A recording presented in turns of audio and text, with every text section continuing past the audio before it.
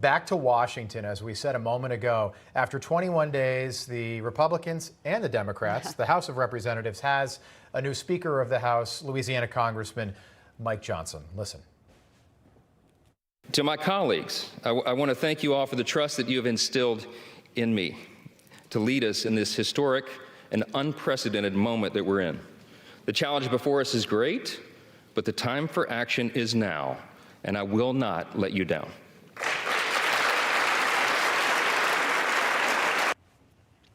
Applause there from both sides of the aisle. You don't see that often. Our next guest is saying it's time to do the Lord's work in the devil's town. Let's welcome in former governor of Arkansas and former presidential candidate Mike Huckabee. Mike, thanks for joining us this morning.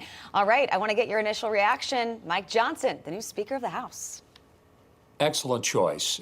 He's a solid conservative. He's a person of impeccable integrity. His only problem is he went to LSU. You know, that's the only beef I got with the guy. You're the second person that said that this morning, by the way, Governor.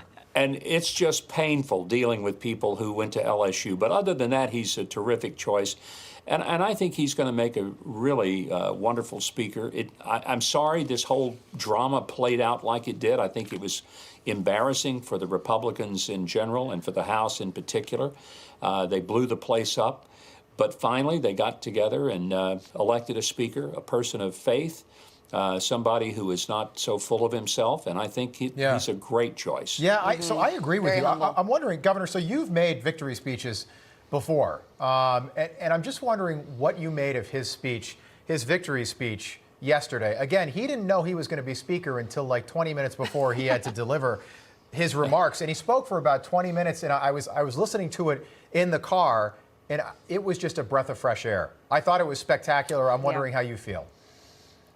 Yeah, you know, I have made a few victory speeches. I've also made some concession speeches, and those aren't very pleasant. Right. Let me just say, I thought his remarks were heartfelt. You know, he came across with warmth and a sense of humility that is pretty rare in political circles anymore. And it wasn't all about himself. It was about the institution. It was about the mission. He just said the right things and had the right tone. He's also an incredibly articulate person. He has a voice that is warm and winsome. I just think he's a great choice, and I'm sorry it took so long to get there, but I'm glad we're there. And I think Republicans in general, and I think Americans are going to be pleased with the leadership of Mike Johnson. Yeah, and we heard in that speech, one of the first things he said is top of mind. He mentioned that Israel funding bill will be top of the agenda for him. What does that mean, though, for the $105 billion Biden spending bill that the president has been pushing for? I think it's very important that the United States stand with Israel without any kind of equivocation and not trying to create some sense of we do it if, we do it but.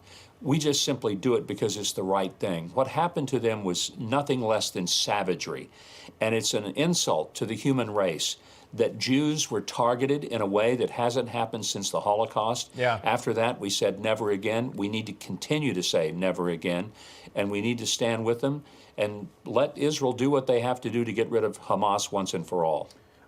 Want to play you a soundbite. This is Mike Johnson yesterday. And again, he made a joke, and I laughed at this when I heard it. He was driving, and he mentioned his wife, Linda, who's back in Louisiana. She apparently wasn't able to get a flight in time to Washington to witness her husband making history. Let's listen. I want to thank my dedicated wife of almost 25 years, Kelly. She's not here. We couldn't get a flight in time. This happened sort of suddenly. But we're going to celebrate soon. She spent the last couple of weeks on her knees in prayer to the Lord, and she's a little worn out. We all are. All right, I said, I think I called her Linda. I don't know where that comes from. But Governor, your reaction to that? I just love the fact that he's very open and sincere about his faith, and it doesn't seem put on. You know, sometimes people, when they talk about their relationship to God, you get the impression that someone slipped that into the script so that it would sound good.